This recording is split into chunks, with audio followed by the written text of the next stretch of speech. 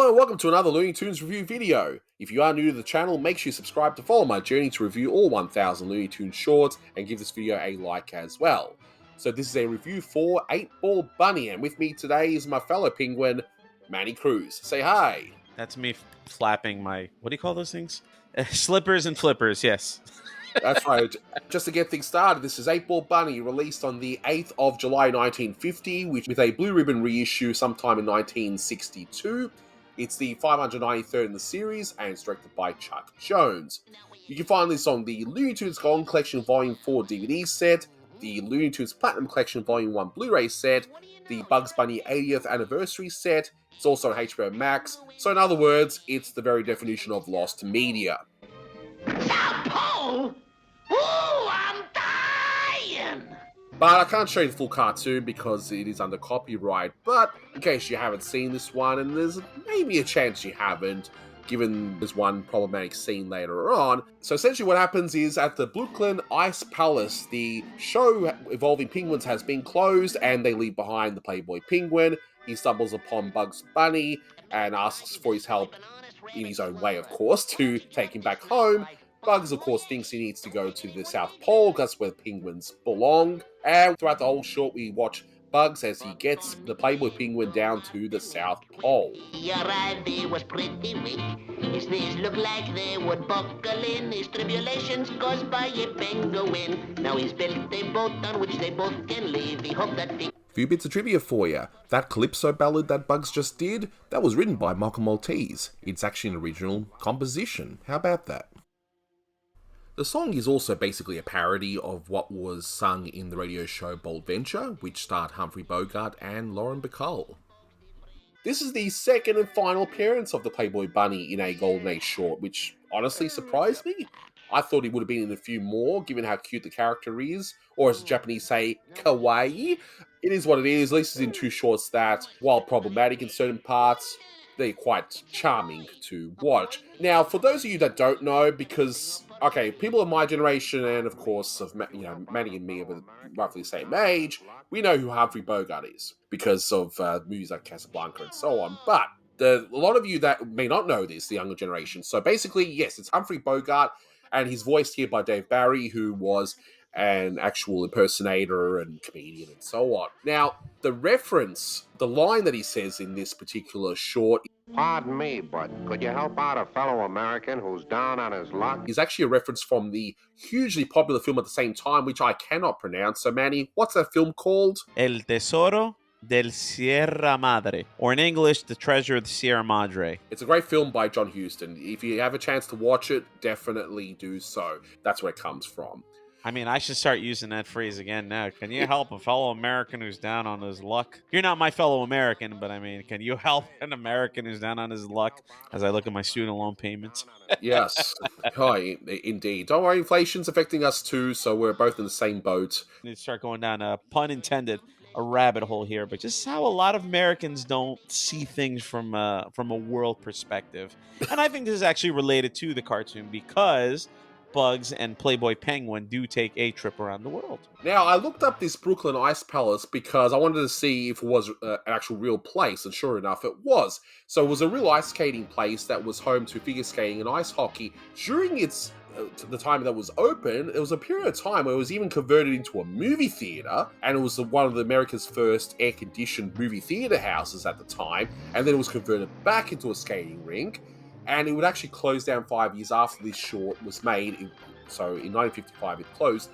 And eventually the site was made into a parking lot, which seems to be kind of appropriate for what I'm telling you, given it's Brooklyn and that. The one reference, I'm speculating a bit here, so if I am wrong, let me know, but I believe that the Admiral Byrd reference on that ship refers to Richard E. Byrd, who was an American naval officer and explorer, but he was basically a polar explorer and an organizer of polar logistics. So it seems to me that that's who it's referring to, given the fact that we're going to Antarctica in this short.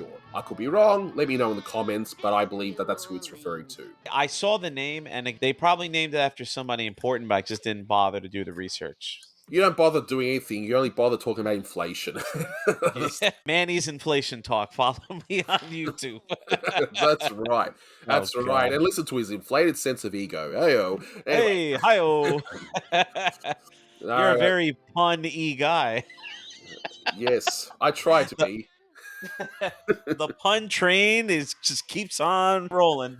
But speaking of trains, I do enjoy when they're on the train, and we see that, of course, typical bum, homeless person, whatever you want to call it. I don't want to say the wrong name in case I say it wrong. I just love how Bug says, Penguins is practically chickens. I've said it. I mean, of course, I can't go a day without, especially The Simpsons, but I can't go a day without quoting something pop culture related that I love. And I've said penguin in front of people before. It's like, oh, there's a penguin. And I just get a blank stare, like, why are you saying it like that? And I'm just like, yeah, not many people are Looney Tune nerds like myself. mm. Penguin, or if I'll be back in a jiffy, or, whenever I'm eating food and then I smell it, please, a moment to reflect. And it's like, I got my Looney Tunes, my Simpsons, and my Turtles references out in one day. And I have friends. I don't know how I've accomplished this, but I actually have people that like me. I do like the gag where Bugs trying to help out the penguin says to the guy, Rabbits is bigger than penguins. and I'm thinking, well, that only works for this short because in real life, rabbits are they're not bigger than penguins, at least most penguins anyway, like the emperor penguins, that sort of stuff. Don't worry, we're not going to go into history of penguins, or penguins. Sorry, Maddie, I have to. Anthony's Penguin Talk. Yeah, Follow that's him on right. YouTube. Indeed. What I also like the signs. We see signs as cartoon. Now, yes, it's for our benefit as an audience, yes. So you got one that says deep, deep south, and you got one that says South Pole. But it's like, why do these signs even exist? It's just this extra level of amusement for me. I don't know. It's not a bad thing, but it's just I mean, watching Warner Brothers cartoons and cartoons in general for so many years, it's just like, if they don't have a sign pointing out the obvious, then I don't know, they're doing something wrong. for sure. A lot of the small details I've noticed, like, why on earth would Bugs give the penguin ice cubes to munch on when he loads him on the ship? Like, why? Why? It's just, I mean, it was Bugs truly that ignorant? I don't know. I just thought it was pretty amusing. But there's one scene that was a little bit more on the gruesome side that you noticed on your brand new, beautiful looking television. Yay.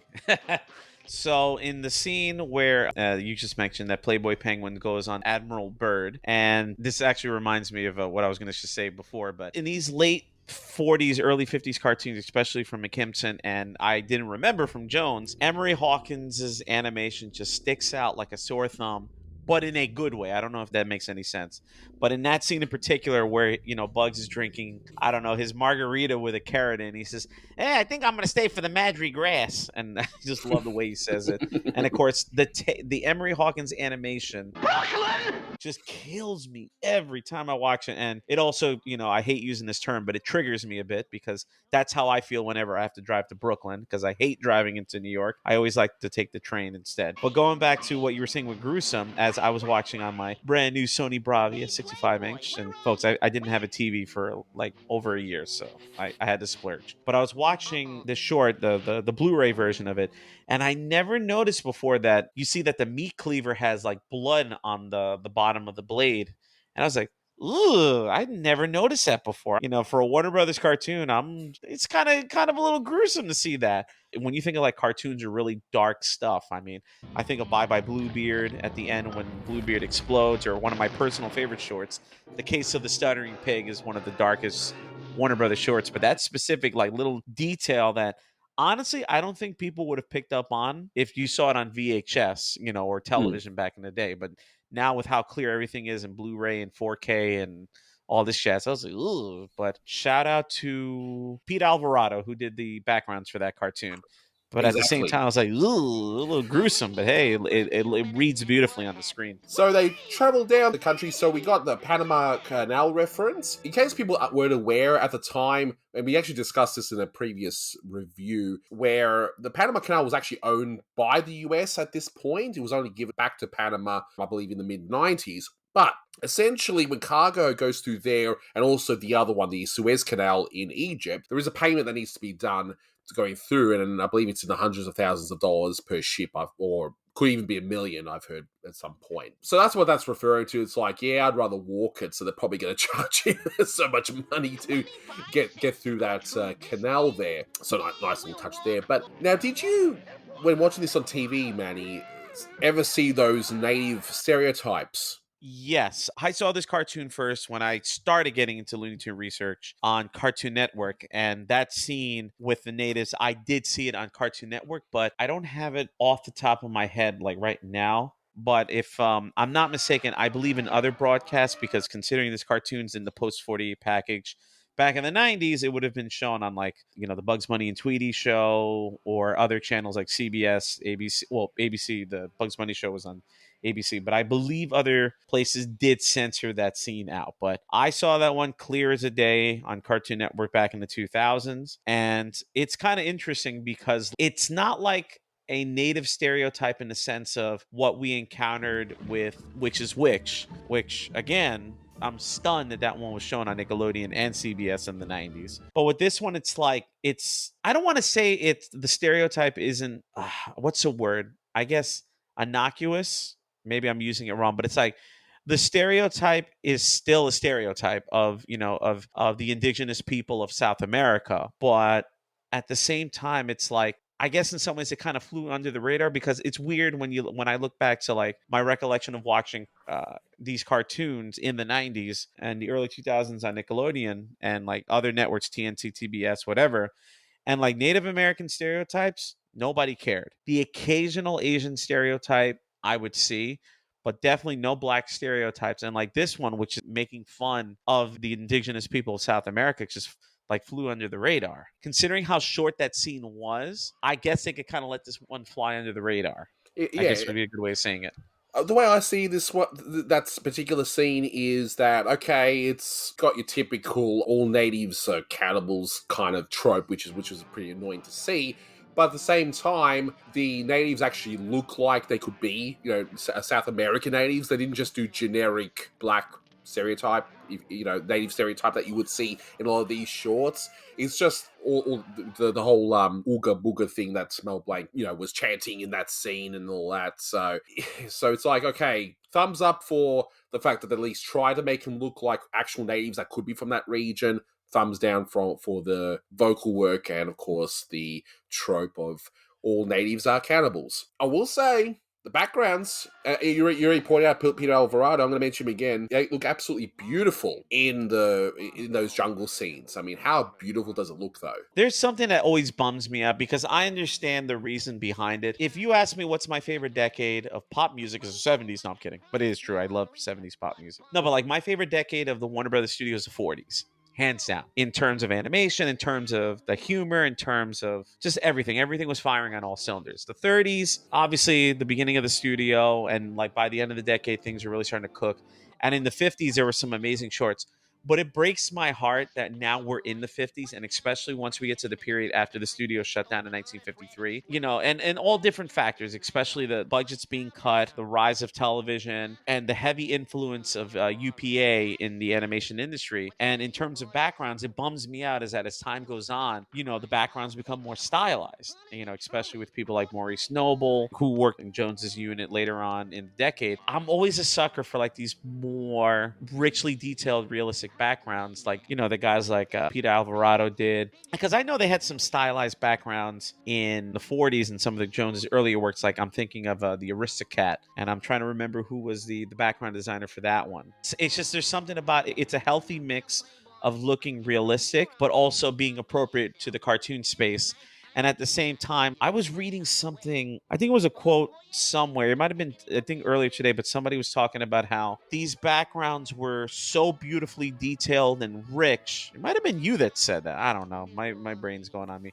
But the backgrounds are so beautifully detailed and rich in color, Sure? but yet they don't detract away from what's happening with the characters themselves. Alrighty, so Anthony, you're kind of lucky that you're talking to me. This cartoon does lean a little bit into humor of New York and New Jersey. Why do you ask? Oh wait, no, you're supposed to say, why do you ask? Why Whatever. do you ask? That's terrible. So yes, as you see in the beginning of the cartoon, Playboy Penguin comes from Brooklyn, which is one of the 5 boroughs of New York. And even in the cartoon, when Admiral Byrd goes back to Brooklyn, New York, and he freaks out, not realizing that that was actually where he was supposed to go instead of the South Pole. But at the very end of the cartoon, as a nice little twist, Playboy reveals that he's actually from Hoboken. And another great take from Mel Blanc. Hoboken? Ooh, I'm dying again.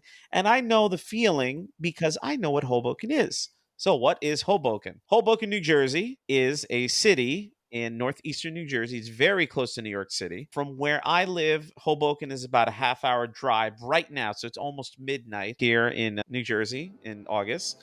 But in the times I've driven to Hoboken, that half hour turns into an hour, turns into an hour and 15 because the traffic going over there is horrendous. Hoboken is not far from Jersey City, which is the second largest city in New Jersey. And both of them are very close to New York City. Like you could take the train, you could drive there, so on and so forth. And Hoboken is also the birthplace of a very famous New Jerseyan. Spoilers, it's not me. Let's see if you know this, Anthony. Someone was born in Hoboken, New Jersey, besides Playboy Penguin, that was very famous at this time period. Who am I talking about? No idea. Who were you talking about? Francis Albert Sinatra. Ah. People assume Who's that? No, I kid. he's a really skinny chicken from Swooner Crooner. Got it. Some people tend to forget, but Frank Sinatra is a New Jersey native. He was born in Hoboken. But, a lot of people assume he's a New Yorker because he lived there, he worked there, and obviously he did the very famous song New York, New York. All right. Of actual rating, I'm giving this one an 8.5 out of 10. It's well animated, it's funny, it's charming, and has wonderful moments in it. It's not quite perfect. It's not one that's my go-to cartoons, but you could definitely do way worse than this one. So 8.5 for me. What would you rate this one? Same thing, 8.5. I wouldn't call it a masterpiece, but if I'm not mistaken, I believe this one is one of the 100 greatest Looney Tunes. It's on that list, but it's a very funny cartoon. Playboy Penguin's such a charming character. It's a drag that he wasn't in more cartoons. I think this one's a pretty famous and well-known cartoon. And yeah, everything else you said is right on the money. Beautiful. So that'll do it for this one. Thank you so much for watching, guys, and until next time, take care. And this is how I feel doing reviews very late at night. Ooh, I'm dying! Just don't eat too many penguins. They're practically chickens.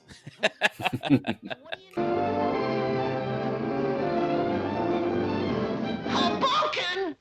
Oh, I'm dying again! Say, pardon me, but But could you help out a fellow American who's down on his luck? Here.